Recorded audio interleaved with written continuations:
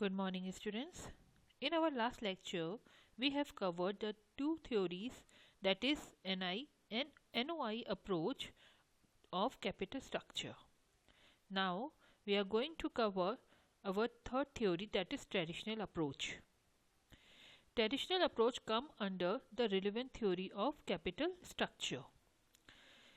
This theory is the midway between the two extreme NI and NOI approach. According to this theory, the value of the firm increases with increase in their financial leverage. It means हम अगर अपने leverage में अगर अपने capital structure में हम leverage use करते हैं, we are increasing our debt, तो एक certain limit तक we are able to increase the value of the firm.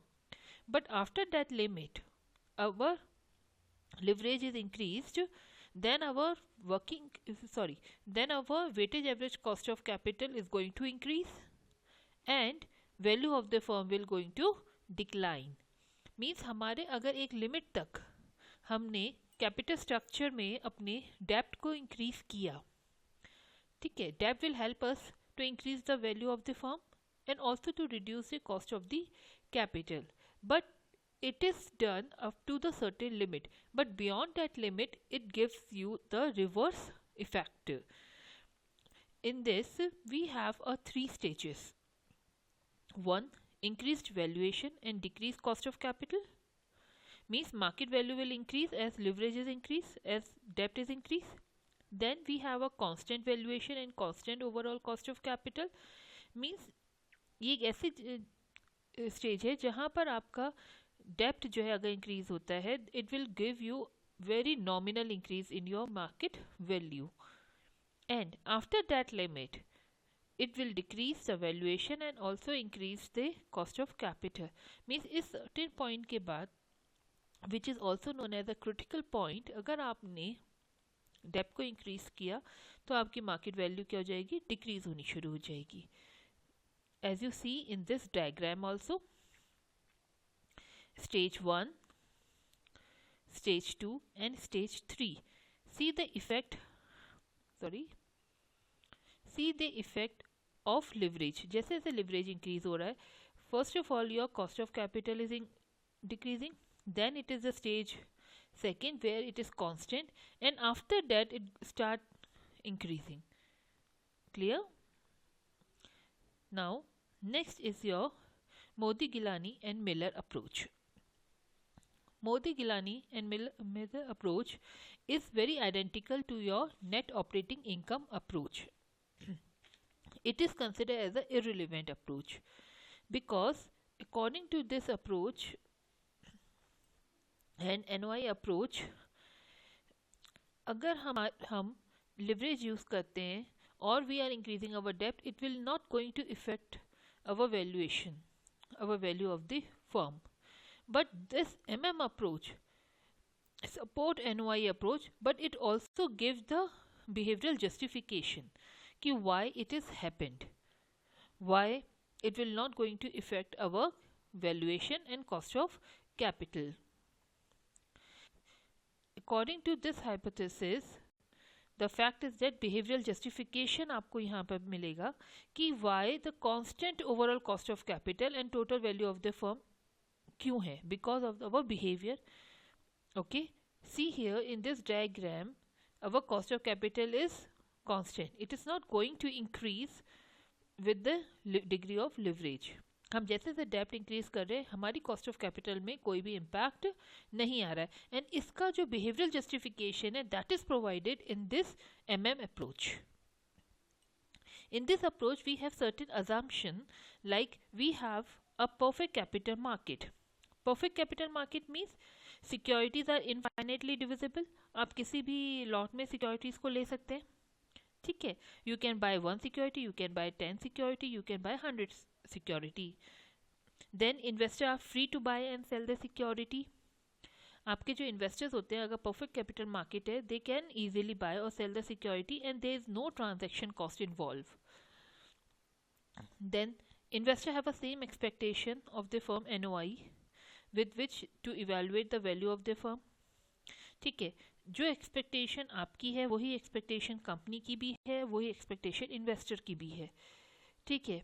अगर आपको लगता है कि firm will going to increase their net operating income, ठीक है, तो वही सेम एक्सपेक्टेशन सारे इन्वेस्टर्स को भी होगी, ठीक है।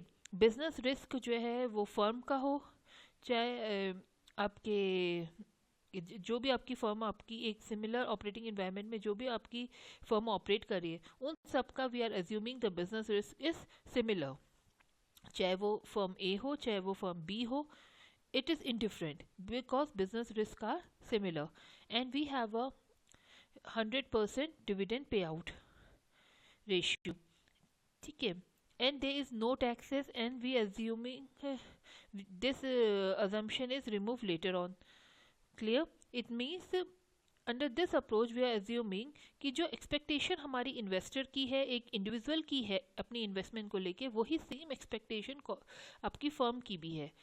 फर्म में जो रिस्क एलिमेंट है that is not going to change. मैं अपनी कंपनी ए में पैसा इन्वेस्ट करूँ चाहे मैं अपनी कंपनी बी में पैसा इन्वेस्ट करूँ, किसी भी कंपनी में आप इन्वेस्ट करिए, आपको सेम रिटर्न मिलना है and you are free to buy and sell any type of security without any transaction cost. Okay, now the basic propositions. Basic propositions said the overall cost of capital and the valuation of firm are independent to its capital structure, ठीक है। आपकी जो firm की cost है और आपका जो valuation है वो इंडिपेंडेंट है। आप कैपिटल स्ट्रक्चर कोई भी रखें, ठीक है, डेब्ट इक्विटी का कोई भी रेशियो आप लेंगे, it doesn't going to affect any cost of capital and valuation of the firm. It become constant at any degree of leverage. And KE increase means cost of equity is going to increase exactly जैसे आप cost of equity is considered as a expensive, ठीक है। जितना आप less expensive source of fund को use करेंगे, अपने डेप्ट को यूज़ करेंगे, ठीक है, एग्जैक्टली उतना ही आपकी कॉस्टली जो कॉस्ट ऑफ इक्विटी है वो इंक्रीज होगी। Means they have a same manner. इसीलिए आपकी डेप्ट यूज़ करने से, less expensive source of fund को यूज़ करने से जो आपको बेनिफिट मिलने वाला था अपनी कॉस्ट को कम करने का, वो बेनिफिट आपका निलिफाई हो जाता है, ऑफसेट हो जाता है एग्जैक्टली द सेम जो आपकी कॉस्ट ऑफ इक्विटी का प्राइस बढ़ रहा है, ठीक है। एक कॉस्ट कम हो रही है तो दूसरी कॉस्ट आपकी इंक्रीज हो रही है, तो बैलेंस हो जा रहा है दोनों, ठीक है, तो there is no effect. Then cutoff rate for investment purpose is completely independent of the way in which investment is financed. Cutoff rate means the cost of capital.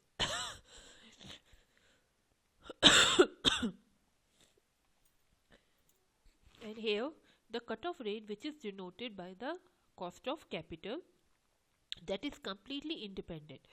आप investment कैसे भी फाइनेंस करें, चाहे डेप्ट ज़्यादा करें चाहे इक्विटी ज़्यादा करें, मगर आपकी जो ओवरऑल कॉस्ट ऑफ कैपिटल है it not going to change, the risk element is not going to change in another language. Then see that in this proposition these two circle represent the value of the firm. Okay, क्या आपकी value of asset या value of the firm change हो रही? No, they have a same size. चाहे आप stock को 40 and bond को 60 invest करें, चाहे आप वाइस वर्सा करें, but it is not going to change. आपके सर्किल का साइज चेंज नहीं हो रहा है। The 2 pi model of capital structure is this, mean size जो है पाई का वो आपका इंडिपेंडेंट है, चाहे आप इस पाई को किसी भी तरीके से स्लाइस करें या कैसे भी आप इन्वेस्ट करें। Clear? The valuation of firm, how you are calculating? The same method, net operating income divided by cost of capital. Now they give a behavioral justification why it has happened. They said this has happened because of arbitrage process. Arbitrage process means if two identical firm accept the same degree of leverage, if they have a same degree of leverage, have a different market value, arbitrage आपकी possible है। Means enables जो आपके investors हैं, ठीक है, वो investors अपना personal या अपना होम मेड लिवरेज जो है आपके कॉर्पोरेट लिवरेज के अगेंस्ट बनाते हैं, ठीक। और अपने इक्विलिब्रियम को, वही मार्केट इक्विलिब्रियम को वहीं ला के रखते हैं जो जहाँ पर पहले वो था। मीन्स अगर कॉर्पोरेट अपना डेब्ट इक्विटी रेशियो चेंज कर रहा है, और कॉर्पोरेट डेट इक्विटी रेशियो अगर चेंज कर रहा है तो अपनी कॉस्ट को कम करने के लिए कर रहा है, ठीक है। और जो इन्वेस्टर है वो अपने डेट इक्विटी रेशियो को चेंज कर रहा है तो वो अपने रिटर्न के लिए चेंज कर रहा है, ठीक है। जहां आपने देखा कि मेरी कॉस्ट कम हो सकती है, यू आर यूजिंग ए डेप्ट, सेम टाइम आपका जो इन्वेस्टर है उसका परसेप्शन अलग है, वो रिटर्न के पॉइंट ऑफ व्यू से देख रहा है, उसे जहां ज़्यादा फायदा होगा वो वहां अपना पैसा इन्वेस्ट करना शुरू करेगा, ठीक है। They start investing in equity, fine. तो जहां आप डेप्ट को जो है यूज़ कर रहे थे वहाँ उसने इक्विटी यूज़ करना शुरू किया, जहाँ आपने इक्विटी यूज़ करना शुरू किया वहाँ उसने डेप्ट यूज़ करना शुरू किया। Means because of arbitrage process, ठीक है। मीन्स जहाँ पर आप आर्बिट्रेज में क्या करते हैं, you are buying from the buying security which is cheap and sell out them where the market is good, जहाँ आपको उससे ज़्यादा रिटर्न मिले, ठीक है। तो इससे क्या होता है, जहाँ पर आपकी मार्केट में प्राइस कम हो रहे हैं वहाँ पर डिमांड बढ़नी शुरू हो गई। प्राइसेस क्या होंगे जब डिमांड बढ़ने लगी, सप्लाई इतनी नहीं है तो प्राइसेस अप होने लगते हैं, ठीक है। सेम थिंग जहाँ पर सप्लाई आपकी ज़्यादा होने लगी क्योंकि वहाँ मार्केट में प्राइस ज़्यादा है, ठीक है, तो लोग सेल आउट करने लगे। तो उससे क्या हुआ, जब सेल आउट होने लगे तो prices will going to down. तो इसकी वजह से, इस आर्बिट्रेज प्रोसेस की वजह से आपका जो इक्विलिब्रियम होता है, मार्केट इक्विलिब्रियम जो होता है, वो वापस उसी पोजीशन में आता है जिस पोजीशन में वो पहले से था। मीन्स जितना अप हुआ होगा उतना ही वो डाउन हो जाता है, जितना डाउन हुआ होगा उतना ही वो अप हो जाता है बिकॉज ऑफ द इन्वेस्टर्स, ठीक है। और आपकी आइडेंटिकल फॉर्म है तो it means we are expecting कि जो डिग्री ऑफ लिवरेज है बस वही उनका अलग अलग होगा but market value will same. तो आर्बिट्रेज प्रोसेस जो होता है या स्विचिंग जो होता है वो आपका होता है, जिसकी वजह से आपकी वैल्यू में, firm value of the firm में और कॉस्ट ऑफ कैपिटल में कोई भी डिफरेंसेस नहीं आते। Clear students? Now see how we are going to calculate our cost of equity with the help of this proposition. Here, what is cost of capital? Cost of capital means NOI upon V, means the valuation of the firm, and valuation of the firm is what? Valuation of the firm is the sum of value of equity and value of debt. Now the NOI, जिसको हम लोग क्या कहते हैं, return. Return कैसे, return का मतलब क्या हो गया यहाँ पर, NOI means value of the firm multiplied by cost of capital, ठीक है। तो you will get your net operating income. Now the this is one equation. Second equation is how you are going to calculate KE, cost of equity. Cost of equity means the value of the firm minus the value of the debt. अगर पूरी value of the firm में से डेप्ट आप minus करेंगे and divided by the market price of the equity, you get the cost of equity there, ठीक है। तब जब इन दोनों इक्वेशन को आप यूज करेंगे तो you get the final equation that is cost of capital plus cost of capital minus cost of debt, means आपकी जो cost of capital में से cost of debt माइनस हो रहा है तो आपके पास रिमेनिंग क्या होगा, cost of equity, okay. Then आपकी वैल्यू ऑफ द डेब्ट divided by value of the equity. Clear?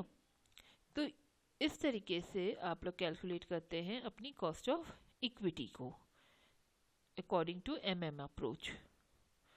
Now the proposition to said cost of equity capital depend on 3 things. जो आपकी इक्विटी कैपिटल है वो आपकी किस पे डिपेंड कर रही है, 3 थिंग्स में, that is required rate of return, next is cost of डेब्ट एंड सेकेंड इज डेब्ट इक्विटी रेशियो, ओके। और ये फॉर्म आप ये तीनों चीज़ें मिलके आपको कैलकुलेट करने में हेल्प करती है what is your cost of equity. आप देखेंगे यहाँ पर ग्राफ में कॉस्ट ऑफ कैपिटल एंड डेब्ट equity ratio, that is your leverage. आपकी क्या रिटर्न ऑफ डेब्ट चेंज हो रहा है, no, that is cost of डेब्ट, no.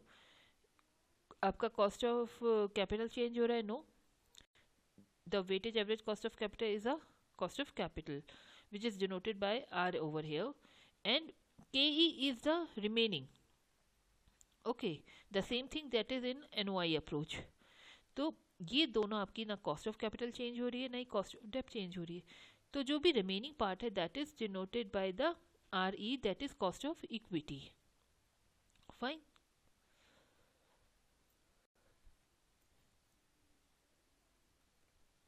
Here now the same proposition that is given in NOI approach.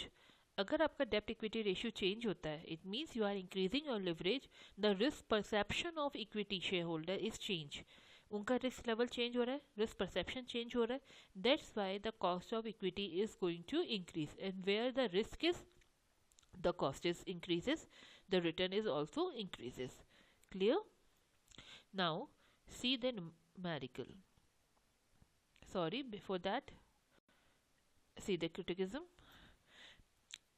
Non suitability of personal and corporate leverage. इस proposition में क्या बताया था, पर्सनल लिवरेज आपका इंडिविजुअल लिवरेज और कॉर्पोरेट लिवरेज सिमिलर है, हमारे सेम रिस्क परसेप्शन होता है, बट एक्चुअल में we don't have a similar risk perception. एक इंडिविजुअल का रिस्क परसेप्शन अलग होगा, एक कॉर्पोरेट का रिस्क परसेप्शन अलग होता है, तो लिवरेज सेम होने के चांसेस नहीं होते। दूसरा आपका लैंडिंग एंड बोरोइंग रेट जो होता है सिमिलर नहीं होता, लैंडिंग एंड बोरिंग रेट जो है आपका दोनों अलग अलग होता है, ठीक है। And transaction cost is also exist, आप जितने बार अपने शेयर्स या डिवेंचर्स को सेल आउट करेंगे या फिर आप लोग परचेज करेंगे, यू नीड टू पे a cost, that is transaction cost. So these three assumptions which we are used in this proposition are wrong, and on this ground only they are criticized. Now see the numerical over here. The Ricardo Corporation has weighted average cost of capital that is 12%. Okay, the borrow, it can borrow at 8%. It can borrow at 8% means क्या हो गया, आपकी cost of debt is 8%. Now they are assuming कि उनका 80% उनके capital structure में equity है और 20% डेप्ट है, तो ये 80 और 20% क्या है, आपका वेट आ गया, ठीक है। आपको कॉस्ट ऑफ इक्विटी कैलकुलेट करनी है इस कंडीशन में। And second condition is, second case is 50% अगर आपका कैपिटल स्ट्रक्चर इक्विटी है तो 50% क्या हो जाएगा, डेप्ट।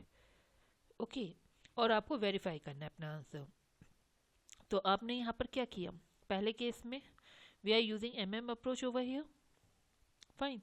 इन this case cost of equity आपको निकालनी है, कॉस्ट ऑफ इक्विटी कैसे निकलेगी, the 12% is your cost of capital plus आपने कॉस्ट ऑफ कैपिटल में से कॉस्ट ऑफ डेप्ट माइनस किया, it means you will get the cost of equity, then multiply by the weight. Okay, how much you have invested in debt and how much you invest in your equity, that means 0.2 means 20% and 80%, solve it, you get 13%. 13% is your cost of equity. Okay, now next is your second case where you have a debt equity ratio 50-50%, ठीक है। तो same है आपका 50% अगर है तो यहाँ 20-80 का रेशियो चेंज हो गया 50-50 में, तो 0.5 इन केस 2, सी दिस, ठीक है। In that case you have a 16% your cost of equity. अब आप इसको वेरीफाई करना चाहते हैं तो कैसे करेंगे, the same thing, the weight, ये क्या है, वेट है equity divided by the value of the firm means debt plus equity into equity, then debt, value of debt divided by the value of the firm and cost of debt. Okay, you see 12% is coming, same method apply here, 50% debt and first 50% equity multiply by the respective their cost and you get 12%, means आपके wait में जो changes आए, पहले 20-80 का ratio था, अब आपका 50-50 ratio हुआ, क्या उसका कोई भी इम्पैक्ट आपकी इक्विटी का कोई भी चेंज होने का impact value of the firm में पड़ा, नहीं पड़ा। वैल्यू फर्म पहले भी आपकी 12% थी और अभी भी आपकी वैल्यू ऑफ द फर्म क्या है, 12% है। Clear? Hope now you have understand the concept of cost of capital, leverage and capital structure. Now please be ready for the test in the next class. If you have any doubt, you are free to call me. Thank you, students.